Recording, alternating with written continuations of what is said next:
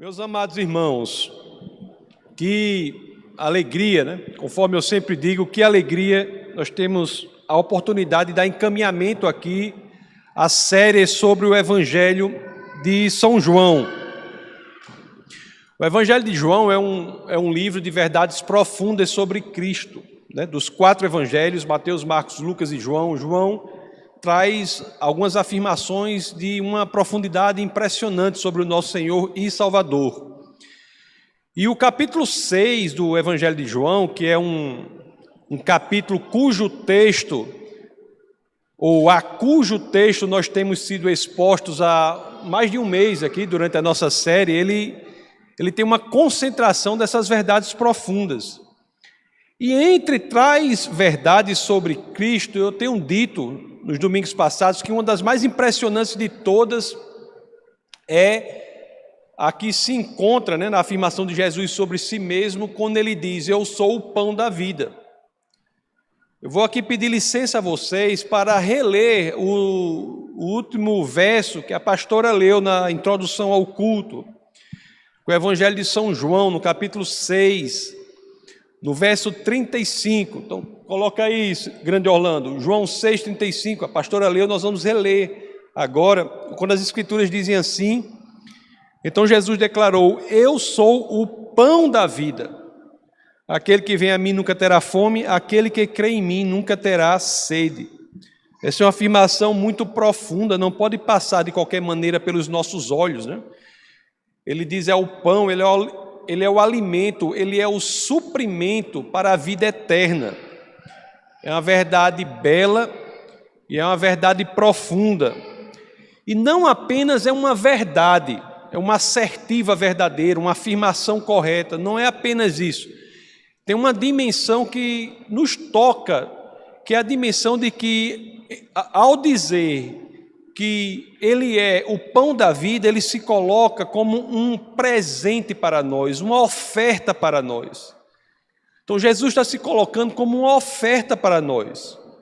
Ele é o pão da vida, nós podemos buscar neste suprimento, neste alimento, aquilo de que precisamos para termos a plenitude nesta vida.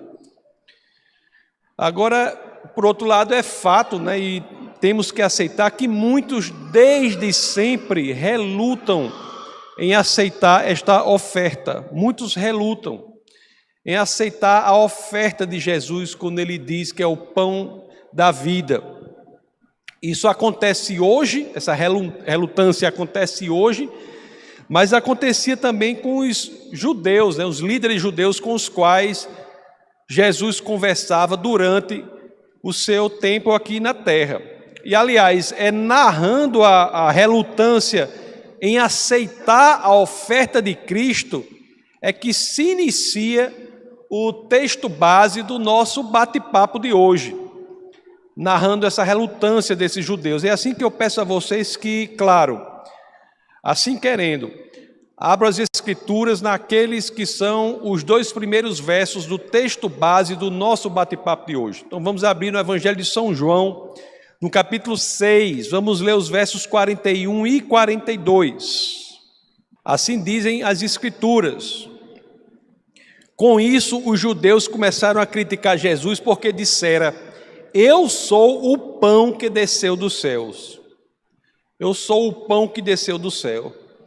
E o 42 diz: e diziam: este não é Jesus, o filho de José? Não conhecemos seu pai e sua mãe? Como ele pode dizer: desci do céu? Interessante, né? Quantos são os que criticam Jesus pelas mesmas coisas? Ele é apenas um homem. Até hoje em dia.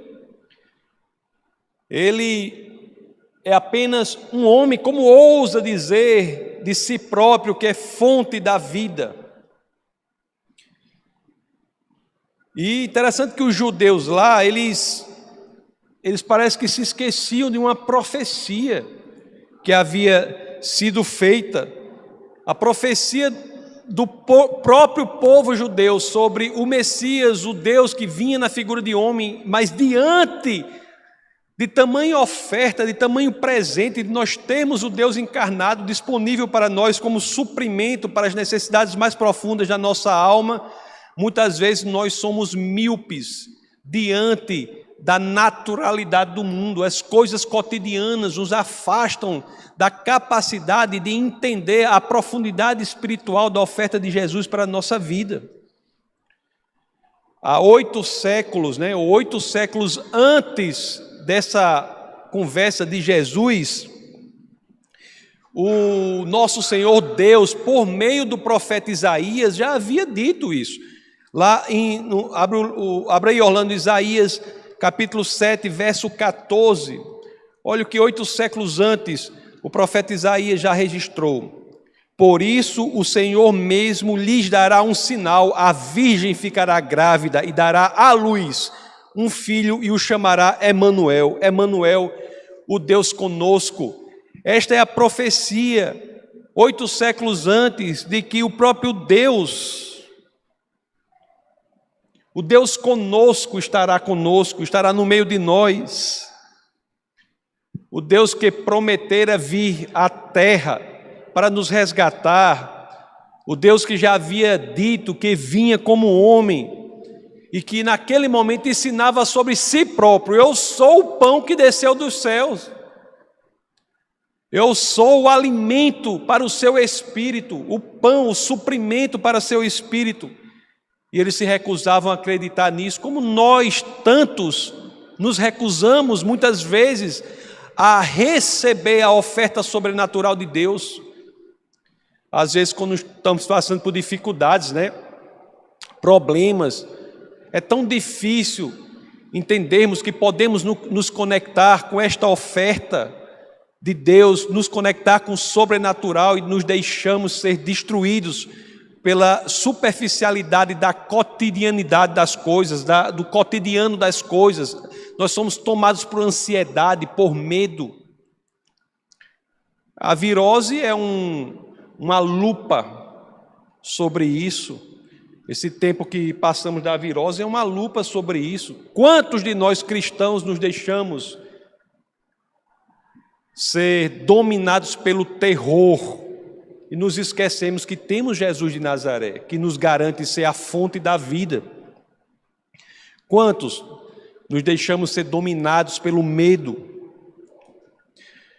E é interessante que ali era assim, o povo de Deus parecia não querer se alimentar daquilo que Deus ofertava. Ele oferta a si próprio como o pão da vida.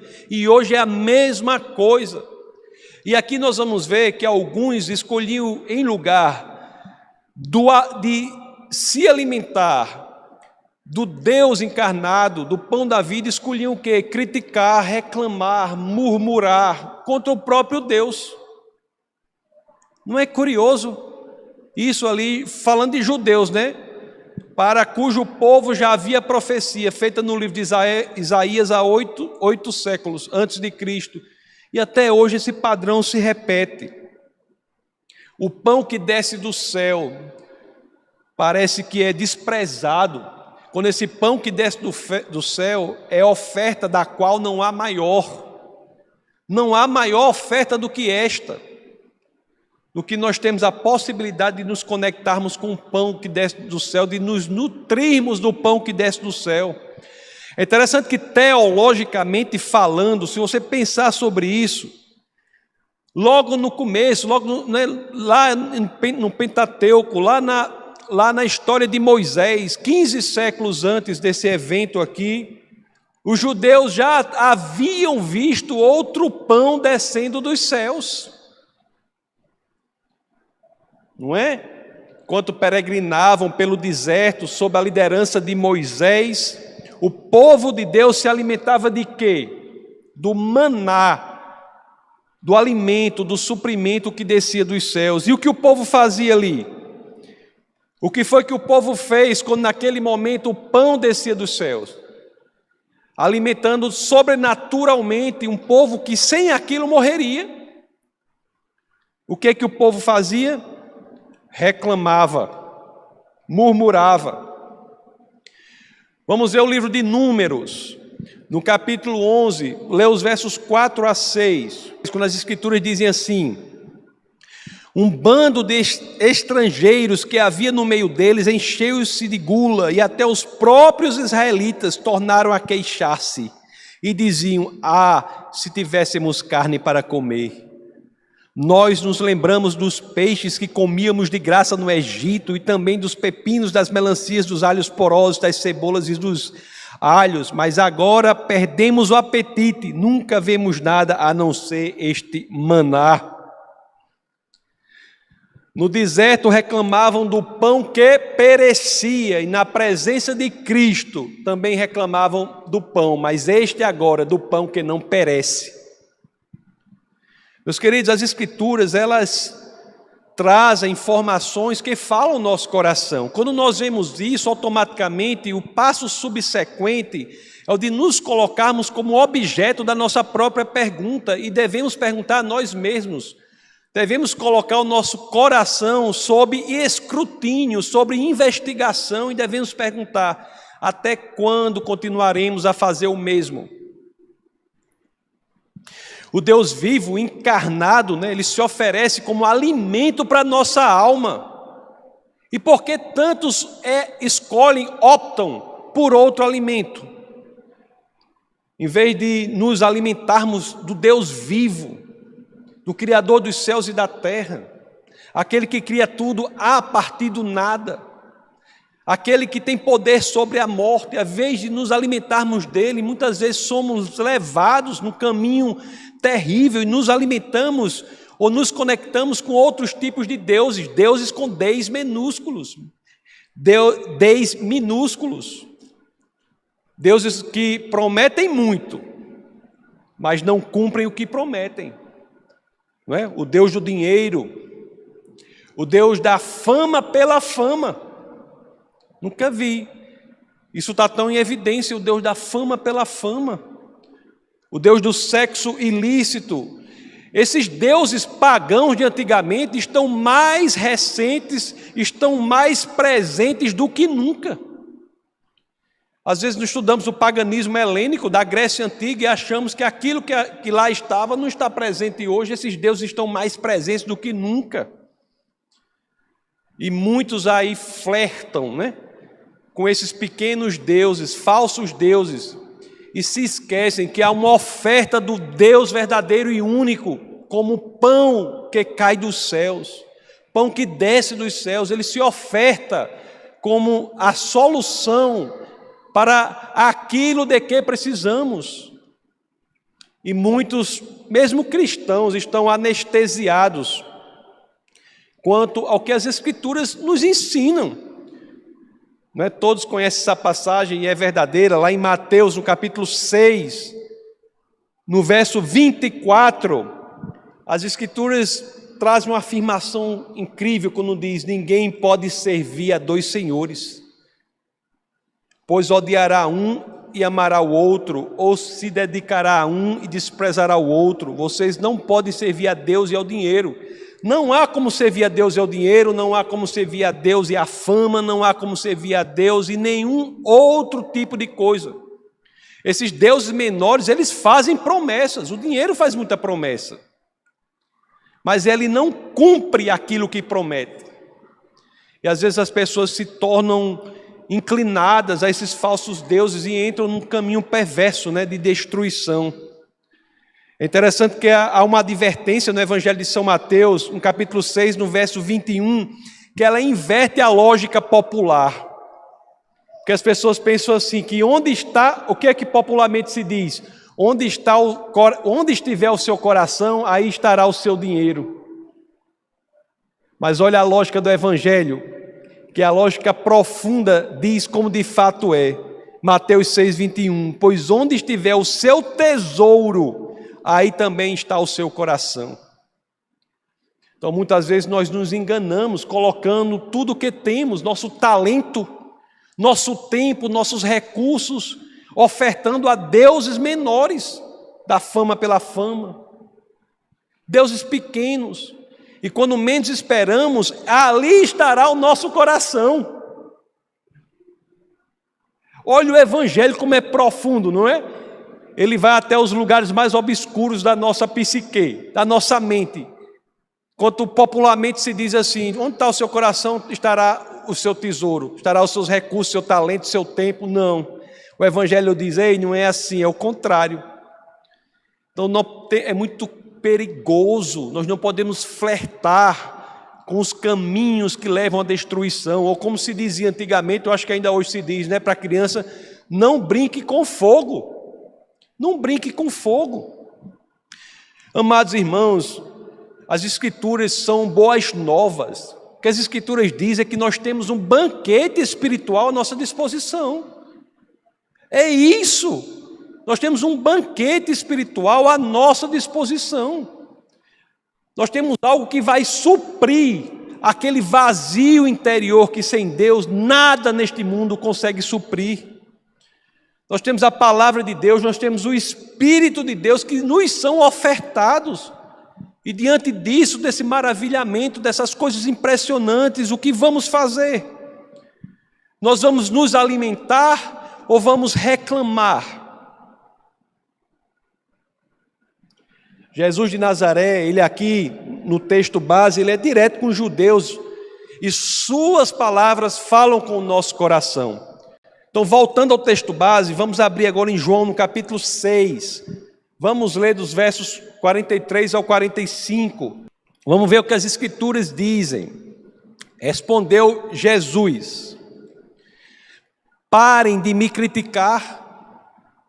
Ninguém pode vir a mim se o Pai que me enviou não o atrair, e eu o ressuscitarei no último dia.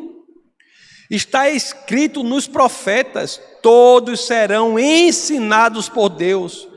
Todos os que ouvem o Pai e dele aprendem, vêm a mim.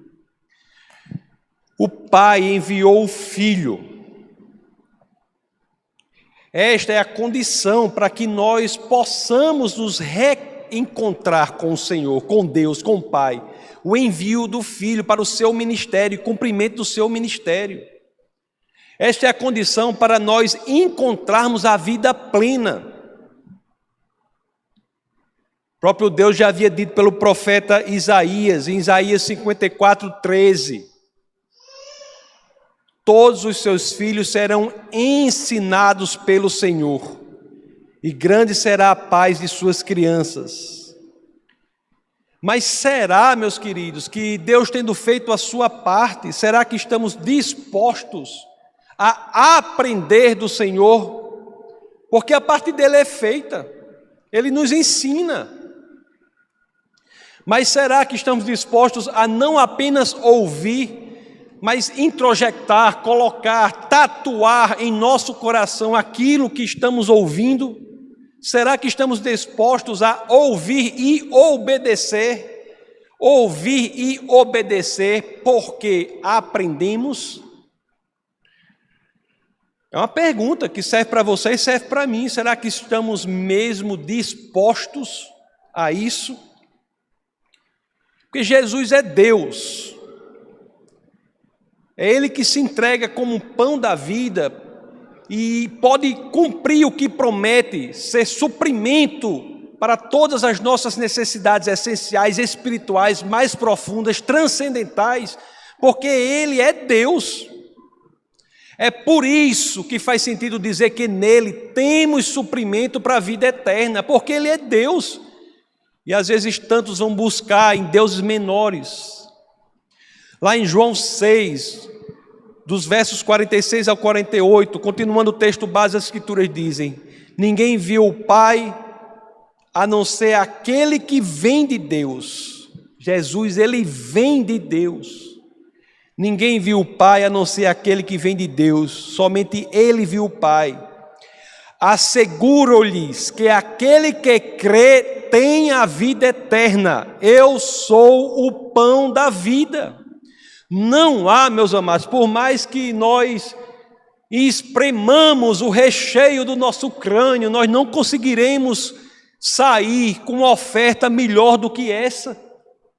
Ele se oferta a si próprio para que tenhamos neste alimento a vida eterna.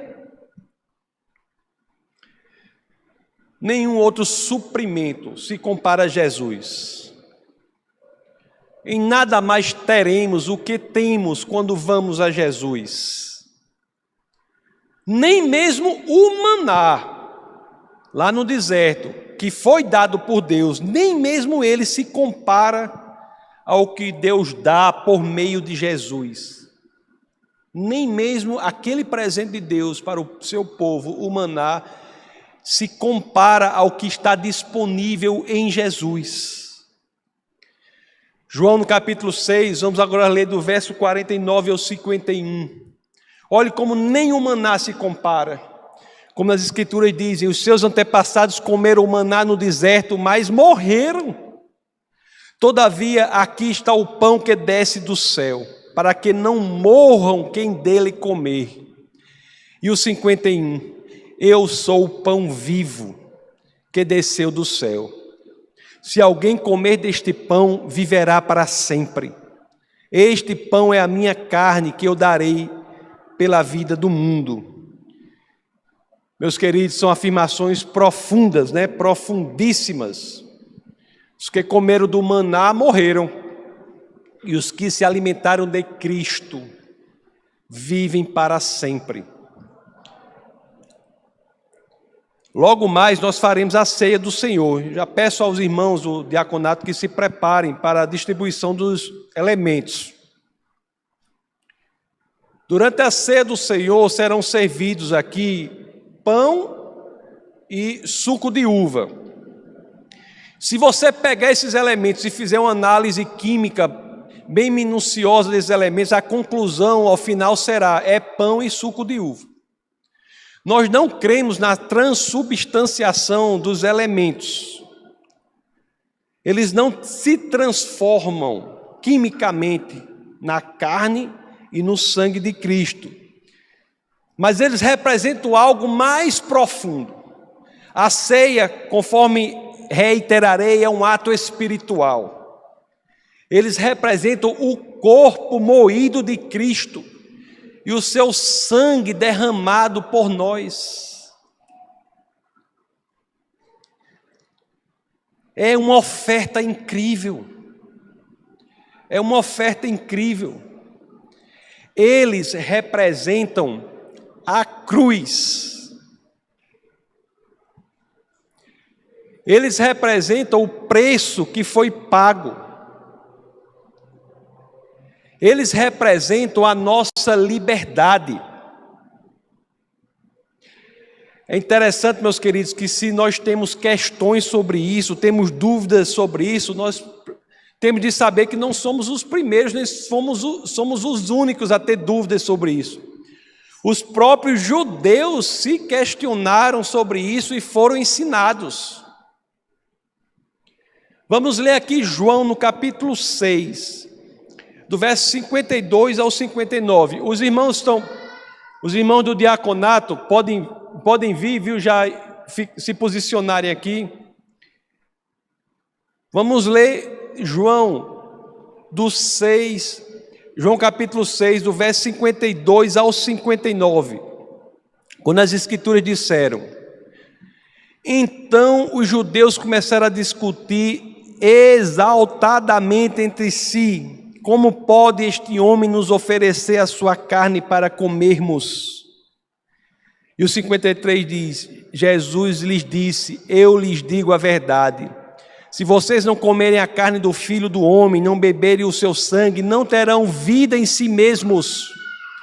Todo aquele que come a minha carne e bebe o meu sangue tem a vida eterna, e eu o ressuscitarei no último dia.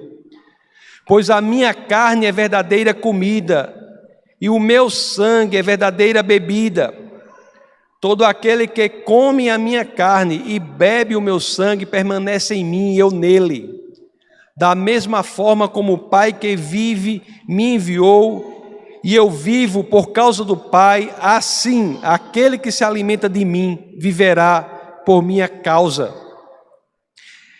Este é o pão que desceu dos céus. Os antepassados de vocês comeram maná e morreram, mas aquele que se alimenta deste pão viverá para sempre. Ele disse isso quando ensinava na sinagoga de Cafarnaum. Irmão, você pode ir já distribuindo os elementos. Daqui a pouco nós participaremos da ceia. Saibam, meus queridos, a ceia, conforme eu disse, antes de ser um ato natural, é um ato espiritual. É um ato espiritual, um ato que representa algo que espiritualmente devemos fazer todos os dias e em todos os momentos. Devemos nos alimentar de Cristo. Devemos nos alimentar do que Cristo fez por nós, meus amados.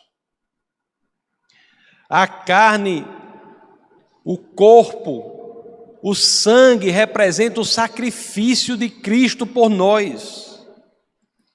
E comer do corpo e beber do sangue representam a nossa fé.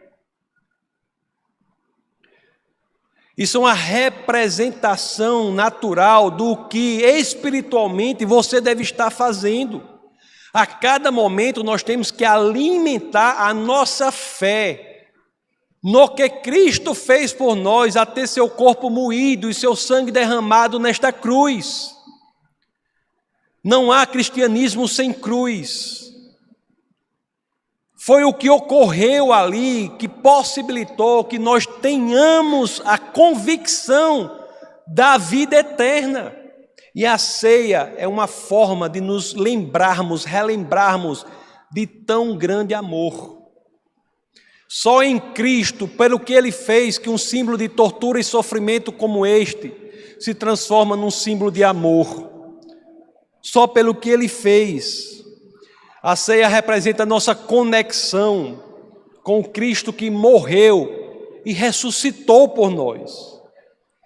E é nesta fé pela qual devemos lutar. Se existe uma luta que é genuinamente cristã, é a luta pela fé. É a luta contra a apostasia, a perda destrutiva da fé durante o breve tempo que passamos aqui na terra. A fé, pelo que Cristo fez por nós, é o que nos liberta da morte. Ao comermos, participarmos dos elementos, estamos exteriorizando aquilo que a cada momento deve estar borbulhando em nosso coração. Nós cremos no Deus vivo que veio, morreu e ressuscitou por nós. Meus amados, que nós encontremos a vida, a eternidade, a felicidade plena nos céus. Ao participarmos da ceia, meus amados, nós trazemos à memória o suprimento espiritual que Jesus é. Às vezes nós esquecemos quem é Jesus. Jesus se torna uma palavra sem significado, cinco letras, né? Jesus, 5 letras. Jesus se torna apenas uma impressão com um design elegante nas camisetas que andamos por aí. Não tem problema isso. Mas para você, Jesus não é isso apenas. Jesus é suprimento para a sua vida. Meus queridos, Jesus é o nosso alimento. Quem é Jesus? Não podemos nos esquecer do que Ele fez por nós. Não precisa abrir, Orlando, mas João 6:27, depois se vocês quiserem ver na gravação, Jesus diz ser o Filho do Homem. Que afirmação surpreendente, não é? Nós vimos que ele dizia ser o pão da vida, mas ele é algo profundo, muito mais profundo, é o Filho do Homem. Sendo Deus, Jesus trouxe a divindade à terra, mas sendo homem, ele leva a nossa humanidade ao céu. Em João 8:12, ele se apresenta como a luz do mundo, a luz que lança discernimento sobre a escuridão, a luz que representa a verdade espiritual mais profunda, a luz que clareia o mundo, que busca desesperadamente por respostas, que fica cambaleante sobre as próprias pernas, zigue-zagueando sem saber como responder às questões mais rudimentares e cotidianas da nossa existência. Só Jesus é a resposta. Em João 10:7, Jesus esclarece que é a porta das ovelhas. Sim, Ele é a porta. Assim, meus amados, como foi pela única porta da arca de Noé, que 8 pessoas foram salvas do julgamento de Deus, é por Ele, Jesus de Nazaré, a porta das ovelhas. estando em Cristo, que somos poupados do julgamento final que será feito do mal. Isso é se alimentar dele. Em João 10:11, Jesus diz que é o bom pastor. Que imagem bela! Que imagem incrivelmente bela, inimaginavelmente bela, impressionantemente bela, inenarravelmente bela. Essa imagem impressionante é nele, num bom pastor, que encontramos aquilo que todos queremos, a direção para ser seguida. É nele que encontramos isso. Em João 11:25, Jesus se apresenta como a ressurreição e a vida. Em Cristo, meus amados irmãos, Ele é a ressurreição, a vida. Em Cristo, nós vencemos a morte. Porque Cristo venceu a morte. Muitos dizem assim, né? Jesus vive. É verdade, Jesus vive. Mas eu sugiro uma nova forma de dizer isso, uma forma alternativa de dizer isso. Muito mais profundo que dizer Jesus vive, é dizer Jesus ressuscitou. Por quê? Porque Ele não apenas vive, mas também sobre Ele a morte não tem qualquer poder. Meus amados, é este o alimento que está disponível para nós. Lá na carta aos Romanos, no capítulo 6, dos versos 8 ao 9, o que as Escrituras nos dizem? O apóstolo Paulo nos diz, nos lembra: ora, se morremos com Cristo, cremos que também com Ele viveremos. Pois sabemos que, tendo sido ressuscitado dos mortos, Cristo não pode morrer outra vez. A morte não tem mais domínio sobre Ele. Em João 14:6, Jesus diz: eu sou o caminho, a verdade e a vida. Não há resumo melhor. Eu sou o caminho, a verdade e a vida. Ninguém vem ao Pai senão por mim. Não há resumo melhor do ministério de Jesus aqui na terra, da missão de Jesus aqui na terra, do que dizer isso. Ele reconstrói o caminho, Ele revela a verdade, Ele nos dá a vida.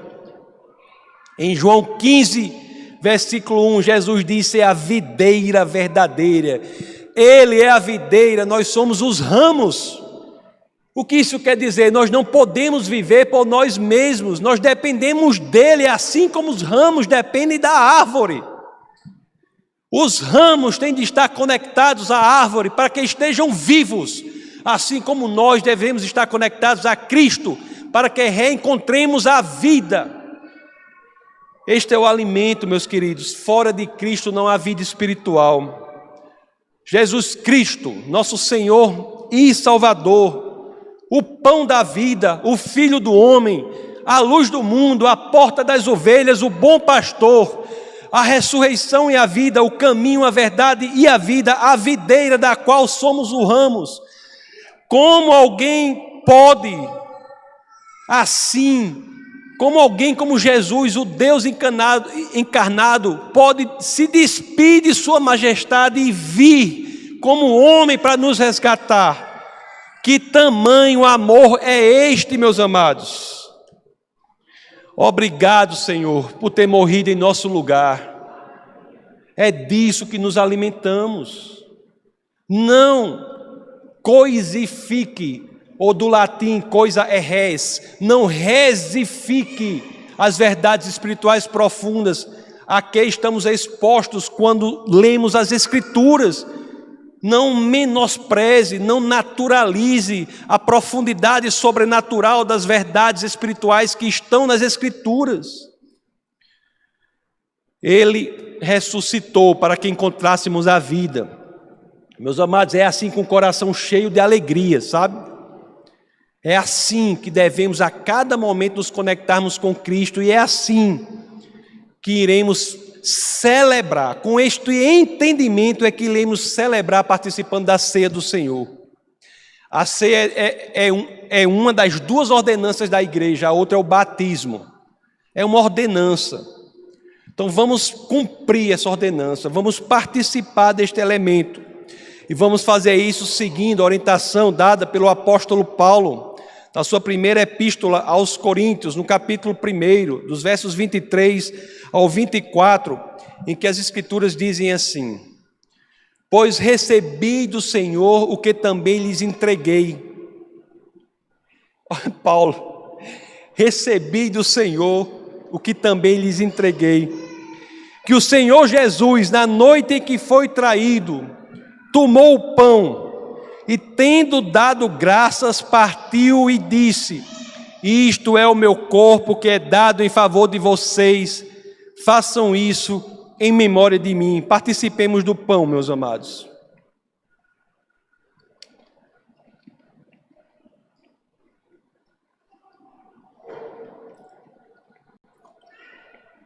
Nos versos 25 a 26, da primeira epístola aos Coríntios, no capítulo 11, as Escrituras dizem: da mesma forma, depois da ceia, ele tomou o cálice e disse: este cálice é a nova aliança no meu sangue. Façam isso sempre que o beberem em memória de mim. Porque sempre que comerem deste pão e beberem deste cálice, vocês anunciam a morte do Senhor até que Ele venha. Participemos do cálice. Senhor, muito obrigado pelo que o Senhor tem feito por nós. Obrigado, Pai, pela possibilidade que temos de, participando desta celebração, trazermos ao nosso coração que temos um suprimento espiritual em Cristo, que temos a resposta, temos a solução, não estamos sós, Senhor. Muito obrigado, Pai, pela possibilidade de todos aqui unidos, sendo expostos à Tua palavra, reencontrarmos o sentido e o propósito para a existência. Nós entendemos que não estamos sós, não estamos perdidos no mundo perdido. Não estamos soltos neste mundo solto, nós temos um elemento fixo, uma verdade irrefutável.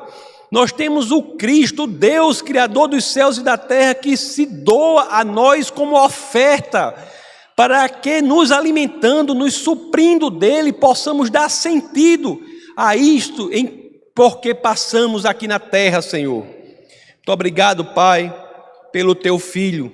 Muito obrigado por tão incrível amor, e é no nome dele, Senhor, no nome poderoso do nosso Senhor e Salvador Jesus Cristo, que todos aqui unissonamente dizemos amém.